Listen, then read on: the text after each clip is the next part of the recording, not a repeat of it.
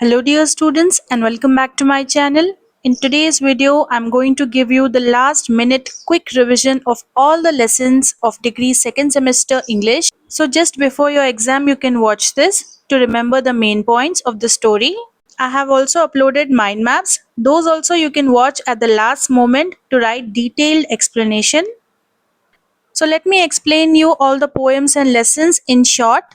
First one poetry felling of the banyan tree by Dilip चित्रे।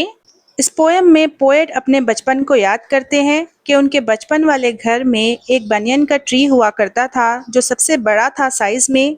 वो banyan tree इसलिए इतना ज़्यादा स्पेशल था क्योंकि वो उन्हें पुरानी यादें याद दिलाता था जब वो बड़ौदा गुजरात में रहते थे।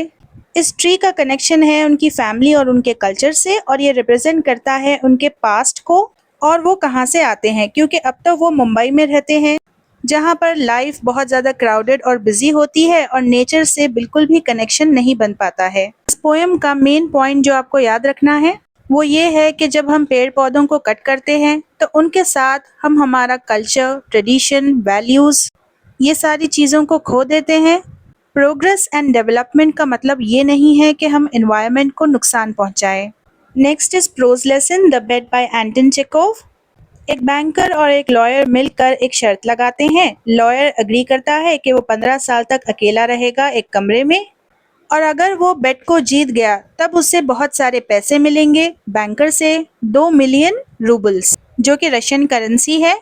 जो बेट इन दोनों के बीच हुई थी वो इस बात पर थी कि बैंकर ने कहा था कि फांसी की सज़ा बेहतर है और लॉयर ने कहा कि नहीं, उम्र कैद की सज़ा ज़्यादा बेहतर होती है क्योंकि इंसान की ज़िंदगी की कोई अहमियत होती है। तो लॉयर को किसी से भी बात करना अलाउड नहीं था, वो बस किताबें पढ़ सकता है, खाना खा सकता है, म्यूज़िक सुन सकता है और वाइन पी सकता है।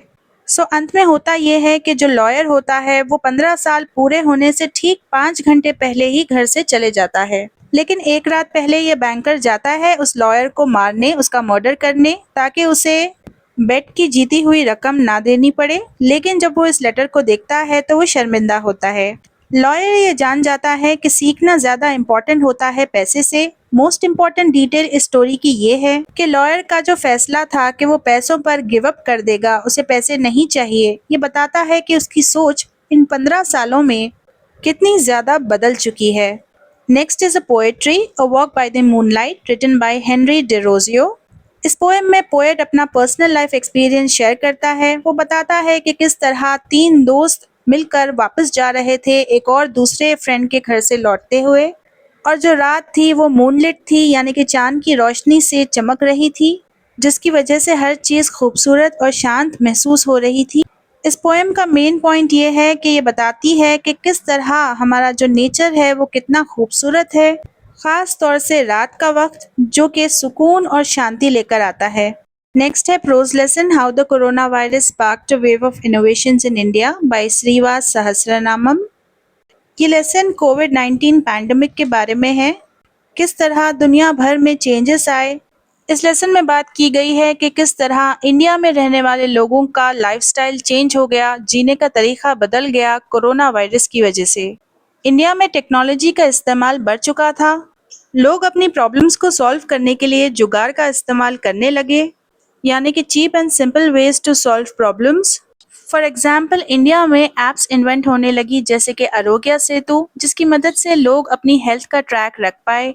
टेलीमेडिसिन की मदद से ऑनलाइन ही डॉक्टर्स अपने पेशेंट्स को ट्रीट करने लगे। क्लिनिक ऐप्स की मदद से लोग इजीली ऑनलाइन डॉक्टर्स को कंसल्ट कर पा रहे थे।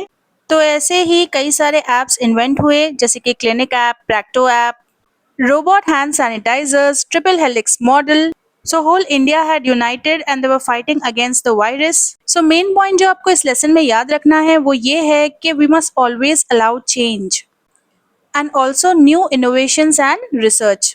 Next is poetry, a different history by Sujata Bhatt. इस पोएम में वो बात करती हैं कि किस तरह इंग्लिश लैंग्वेज जो ब्रिटिशर्स की लैंग्वेज है वो इंडिया में आई। उन्हें ये बात फील होती है कि इंग्लिश इम्पॉर्टेंट है, लेकिन वो सिर्फ एक ही लैंग्वेज नहीं है जो कि इम्पॉर्टेंट है। इंडिया में कई सारी लैंग्वेजेस है और ट्रेडिशंस है जो कि इम्पॉर्टेंट है। इस पोएम का की पॉइंट यही है, ये पोएम बात करती है स्ट्रगल की।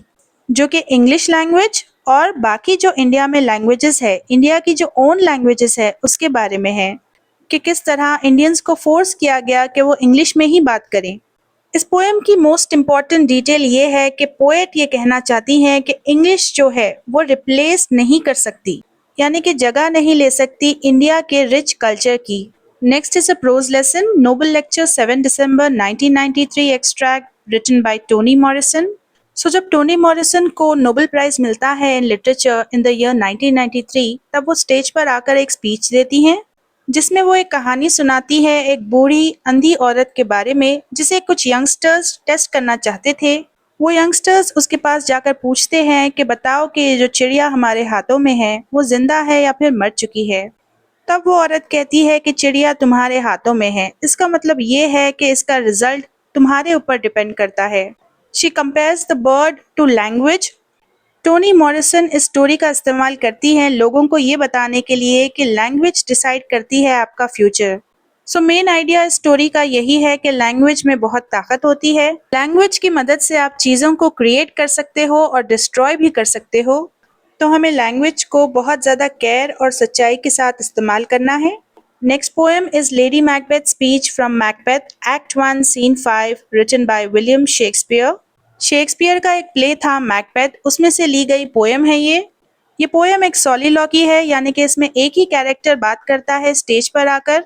इस कहानी में लेडी मैकबेथ का जो कैरेक्टर है वो बहुत ज़्यादा ईविल है। वो अपने हस्बैंड को किंग बनाना चाहती है। इसी वजह से वो शैतानी ताकतों को आवाज़ लगाती है कि आओ मुझे ताकत दो, मुझे हिम्मत दो ताकि मैं किंग डंकन को मार सकूं। Because she thinks that her husband is an unmanly man and he would not do anything wrong. So अंत में होता यह है कि किंग डंकन मर जाता है, मैकबेथ राजा बन जाता है और and then karma happen students. जो लेडी मैकबेथ होती है वो पागल हो जाती है, वो अपने हाथ बार बार धोने लगती है, उसे लगता है उसके हाथों पर खून लगा है किंग डंकन का। और मैकबेथ जो है उसकी भी मौत हो जाती है एक बैटल में। उसके बाद मैलकॉम जो बेटा होता है किंग डंकन का वो राजा बन जाता है। इस लेसन का मेन पॉइंट ये है कि लेडी मैकबेथ की जो स्पीच है वो दिखाती है कि उसके अंदर कितनी ज़्यादा एम्बिशन की, ताकत की भूख है, डिज़ायर है, जिसके लिए वो कोई भी हद पार कर सकती है, किसी का भी खून कर सकती है।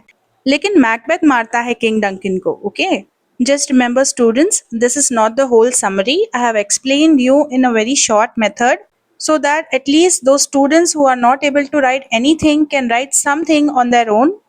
Now students, in the next video I'm going to upload the most important quick revision for grammar with example. So stay tuned.